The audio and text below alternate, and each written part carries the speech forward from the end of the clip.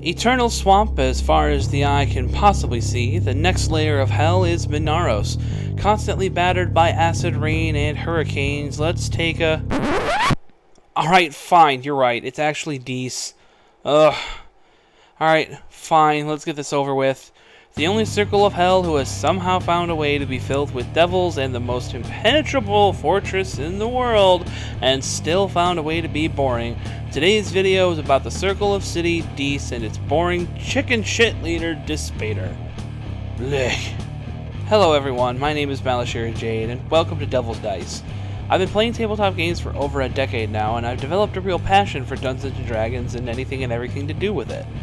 The purpose of the channel is to examine every single aspect of Dungeons & Dragons and celebrate the good and discuss how we can improve the bad. I'm talking to you, Dees. After all, the devil is in the details, so why don't we jump in and examine them?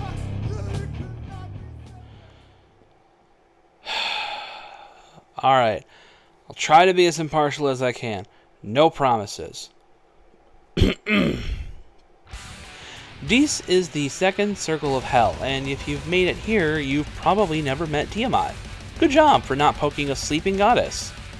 The structure of Dees is a little bit confusing, but only because you have the circle of Dees, and inside the circle of Dees is a city of the same name. Yes, there is a city of Dees inside the circle of Dees, and it takes up almost the entire circle. The only part of the circle that isn't city is the spiked mountains that go around the outside of the city. That's it. The rest of Dees is inside Dees, but the locals will get upset if you say that the city of Dees and the circle of Dees are one and the same. So Dees is in Dees, but Dees isn't Dees, and Dees is ruled by Despater, who won't leave Dees or Dees. You understand my frustration yet? Even worse, despite being essentially infinite like all of Baator, Dees feels crowded like all the time. Lombard Street, move over. The entire city circle is made of iron, and you'd think that's pretty cool, right? Well, it's not cool at all. Quite the opposite, really. It's hot to the touch. The other devils think I'm funny. Anyway, the Iron City of Dees, as it's aptly titled, is literally red hot to the touch. Sorry, monk players, you'll have to wear shoes or find some fire assistance. Even if you do have shoes or boots, it's still pretty freaking hot. It's the perfect temperature to cause the iron to smoke and cover the city in a dark haze. Now, if for whatever reason you want to be on the Circle of Dees but not in the City of Dees, you do have that option, but very few accounts of the city's exterior are known. Yeah, I don't know what's out there, and I'm smart enough not to think about it, but if very few accounts of the city's exterior are recorded anywhere, whatever's out there is strong enough either that A, the archdevils are the only ones able to deal with it, and for whatever reason don't deem it worthy of their time, or B, the scarier possibility, whatever it is stronger than the archdevils and they don't want to fuck with it. Okay, fine, that's definitely not boring. Dees gets one Shara point. Now, when you're going to Dees, you'd think the Pillar of Skulls might be the most skulls you've ever seen, and maybe it is, but it won't be for long. Past Tiamat's mountain fortress that we don't touch, the cavern leading to Dees is coated in skulls, left and right for miles and miles. No one can agree on how many miles, though. All that's known is that eventually the skulls stop, and there's iron all around you. Congrats, you in Dees now. You've been here for 3 millennia, but you're still 43. Here's your customary coffee mug, it's made of iron. Oh, also Dees is basically one big-ass devil bazaar.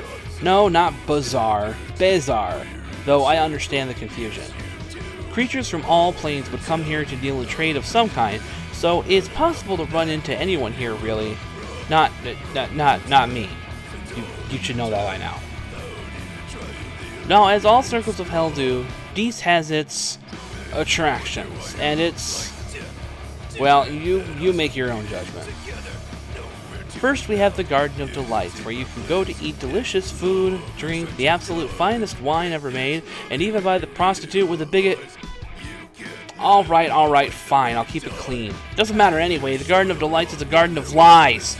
That's right, all that delicious food won't fill your belly, the wine won't get you drunk, and the girl won't do anything but look pretty in thigh highs. Moving on, the next mystical wonder of Dis is Mintiri, which, just like the similar sounding Tahiti, is not a magical place. In fact, it's a prison!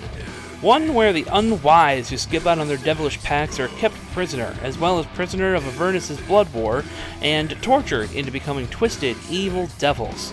They send them back up to the surface to recruit more mortals. Yeah. The next structure, and the last one on this list, is the Iron Tower, the fortress inside of which Despater, ruler of the second circle of Dis, hides and plots. And it's so freaking tall that it dives into the sky far above the haze of the city and can be seen from the entire city. That's right, it can be seen from infinity away. What an ego the leader must have, am I right? Well, let's talk about that. Lord of the Second, Father of Strife, the Iron Duke. Dis is a devil lord who has been in charge of Dis for a long time. So long that when Zariel came back into power, he was just kind of waving politely and said, "Welcome back, kid." The story is that Dis is the personification of evil vigilance itself, as no one has ever in multiple millennia gotten anywhere near busting into his tower. The Iron Duke in the Iron Tower rules the city of Iron with an iron fist. You get the fucking point yet? Despater appears at about 7 feet tall, had dark, cold, iron-like skin, even in temperature, it was super cold, and long, deep black hair. His physical description is basically what a little kid thinks of the first time they hear the phrase tall, dark, and handsome. He's also got glowing red eyes, small horns on his forehead, a long pointed tail, and a cloven left hoof. That's right, just one leg ends in a hoof. This man has 5 toes. Despite the unsightly goat leg, the rest of him ain't half bad looking, and he makes damn sure to accentuate that as best he can, dressing only in the finest, nicest, most formal and elegant suits money can buy. 'Cause if you're the ruler of hell, you might as well do it with style. Particularly of note are his red robes and velvet gloves and his pimp cane like mace of a rod. I'm basically thinking of Negan and Michael Jackson's love child. Despite his fabulous outward appearance, or perhaps exacerbating it, is the fact that he is a brilliant tactician to the point where even the 8 separate Devil Lords ahead of him in rank, look, I know there are only 7 other circles, we'll get to that in another video, I promise. He has a reputation for being the most carefully calculating of all devils. All of them. More than Asmodeus, Daddy Devil himself. Every single step the man takes is thought out thoroughly, and he is incredibly resourceful beyond compare. Even though he, just like most other Devil Lords, has plans of taking over Baator for themselves, he avoids taking big risks, and according to the wiki, not out of cowardice or insecurity, but because of his unique view of the system. According to me, he's a big fat chicken shit. Get out here and fight me, you dead excuse for a paperweight, I'll fucking...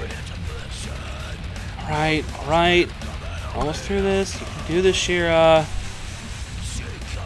Apparently, Despater's view of reality was basically that existence was one big chess game, and with enough knowledge of the secrets in the corner of everything ever and the right intelligent moves, one could basically find a way to be quite literally all-powerful. Maybe he's right, I can kinda see what he's getting at, but I still think dude's got impending doom syndrome. Prime example, he did have a hold on various crafting techniques that allowed him to be the leading supplier of weapons in all of the planes. Hell, he's even rumored to have the Holy Avenger in his possession. If it weren't for him, Zariel and her buddies would be fighting bare flail-armed. He was definitely the Monopoly guy's evil twin, which, with how evil the game of Monopoly is, should give you a good idea of how bad Despater really is. He's anxious, paranoid, never comes out of his Iron Tower, ever, for any reason, ever. Despite that, he's still a freaking Archduke of Hell. Don't provoke him without a really good plan. Seriously, he could touch you once and turn you into a statue of... Go on. Take a wild guess. Yeah, woohoo.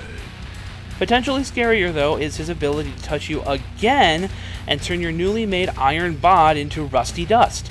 Yep, he's basically Soy Phone. Now, if you manage to survive his double tap, he'll play a game of defense. His Yu-Gi-Oh deck is probably stacked with Labyrinth Walls and Millennium Shields.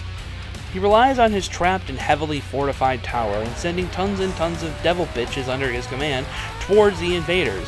Pit Fiend, Aranias, Oceluth, Barbazeus, Conagons, Gilligons, I probably said half of those wrong, but the whole point is to delay. Sit back. Watch. Wait. Think. Plot. Analyze. Measure. Yawn. As boring as he is in my personal opinion, I can't deny that he's an archdevil for a reason. He's strong, he's smart, he's resourceful, and he's a genius tactical master. This has been a look into the second circle of Hal Dees and its ruler Dispater. If you like this video, you already know what to do, and I sure would appreciate it. Should you find yourself poised against the tyrannical tactician Duke of Iron, you had better pray the devil's luck rolls in your favor.